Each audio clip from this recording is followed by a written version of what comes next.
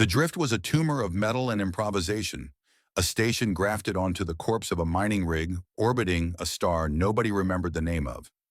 It drifted through a region of space so legally ambiguous that three different governments claimed it, and none of them enforced anything. In this vacuum, reputation was the only currency. It's a concept we understand well from our own history, isn't it? The way a rumor can shield you or kill you faster than a bullet. Here, that reputation was rigidly codified by the scanner network.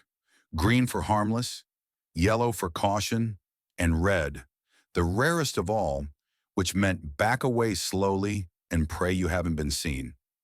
Calavex, a 7-foot Thrin enforcer, built of corded muscle and grayscaled confidence, had been flagged red exactly once. He wore it like a crown. He was a creature of evolution's finest cruelty, retractable claws, secondary eyelids, and a nervous system that treated pain as a mild suggestion. He parted the crowds like a shark slicing through water, his two Haskari riggers and a nervous Quilton navigator named Veneth trailing in his wake. Then the anomaly. Calavex stopped, his wrist scanner pulsing a deep, violent crimson. It wasn't tracking a war machine, it was tracking a human female.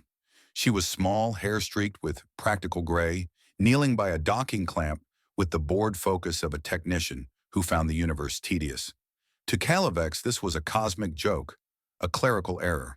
Humans were low-tier biology, soft-skinned mammals from a nursery planet who needed atmosphere scrubbers just to survive puberty.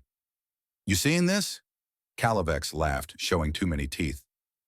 He bet his crew, 100 credits then 200, that he could walk over there and make her fold like wet paper.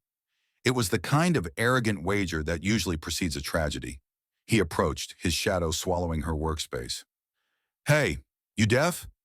The human Shenmi finished her diagnostic before looking up. Her eyes were flat, the color of old steel. She didn't flinch. She simply advised him to walk away. It wasn't a threat. It was professional courtesy. But when Calavex slapped her datapad from her hand, cracking the screen, the theater ended. "Make me," he challenged. He expected fear to paralyze her. Instead, he got a physics lesson. As he grabbed her, she didn't pull away. She drove fingers into an exposed nerve cluster beneath his elbow, a Thrin vulnerability she had memorized from the medical archives.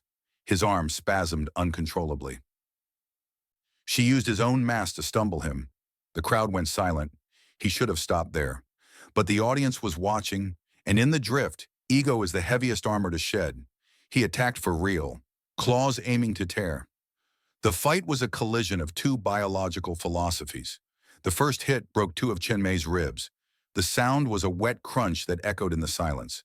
The second shattered her jaw, filling her mouth with blood. But then the human superpower engaged. Her brain, that relentless biological engine, registered the catastrophic damage and simply decided it didn't matter. Calavex was an apex predator designed for quick, decisive kills.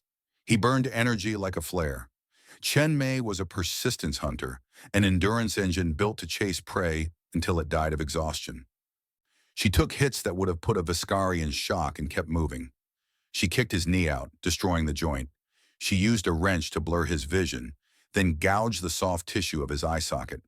Calavex gasped, his fusion core energy depleted, staring at a creature that refused to die. "What are you?" he wheezed, terror finally piercing his combat haze. She didn't waste breath answering. She stepped inside his guard, enduring one final, tearing blow to her shoulder, and methodically snapped his neck using leverage and gravity. The predator fell. The prey stood, swaying in a pool of her own blood, and asked someone to call medical. Security arrived, took 17 witness statements, and filed it as justifiable termination. The drift didn't mourn, it recalculated. Hours later, inside a regeneration sleeve, Chenmei was visited by Veneth. The Quilton was trembling, his skin shifting colors in distress. He had come to explain the galaxy's fear.